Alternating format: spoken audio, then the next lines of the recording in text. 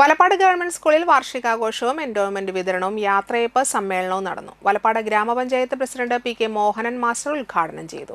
PTA vice president Sofia Subair അധ്യക്ഷയായി. സ്കൂളിലെ പൂർവ്വ വിദ്യാർത്ഥികളും വന്യജീവി ഫോട്ടോഗ്രാഫറുമായ ഫൈസൽ മാഗ്നറ്റ്, സാഹിത്യകാരനായ മുരളി മംഗലത്ത്, ജില്ലാ panchayat member Thriprayar division Amal T Preman എന്നിവർ മുഖ്യാതിഥികളായി പങ്കെടുത്തു. പ്രിൻസിപ്പൽ PS സാവിത്രി, പ്രധാനാധ്യാപിക TG ഷീജ എന്നിവർ സംസാരിച്ചു. ഹയർ സെക്കൻഡറി വിഭാഗം ഭൗതികശാസ്ത്ര അധ്യാപിക KN മിനി ടീച്ചർക്കുള്ള യാത്രയയപ്പ് സമ്മേളനം നാട്ടിക നിയോജക മണ്ഡലം MLA CC മുകുന്ദൻ ഉദ്ഘാടനം ചെയ്തു. യോഗത്തിൽ PTA പ്രസിഡന്റ് ശ്രീ ഷെഫീഖ് വലപ്പാട് അധ്യക്ഷത വഹിച്ചു. വിശിഷ്ടാതിഥിയായി തൃശൂർ ജില്ലാ കളക്ടർ അർജുൻ പാണ്ഡ്യൻ പങ്കെടുത്തു. തുടർന്ന് സംസ്ഥാനതല മത്സര വിജയികൾക്കുള്ള സമ്മാനദാനം വേദിയിൽ വെച്ച് നടന്നു.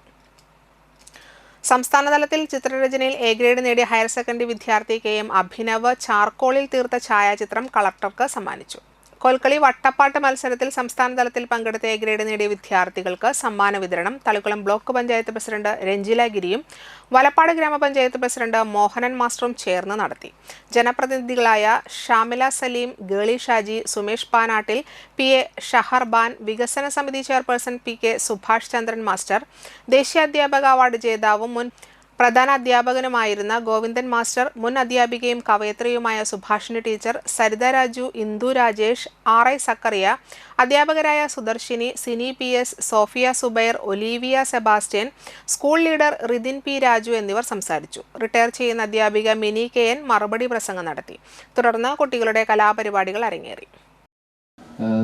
കലോത്സവത്തിൻ്റെ ഇടയ്ക്കൊക്കെ നമ്മുടെ കുട്ടികളെ കണ്ടിട്ടുണ്ടായിരുന്നു. ആ സമയത്ത് സ്കൂളിൽ വരുമ്പോഴത്തേക്ക് കാണാമെന്ന് പറഞ്ഞിട്ടുണ്ടായിരുന്നു. ഉണ്ടോ അവരൊക്കെ?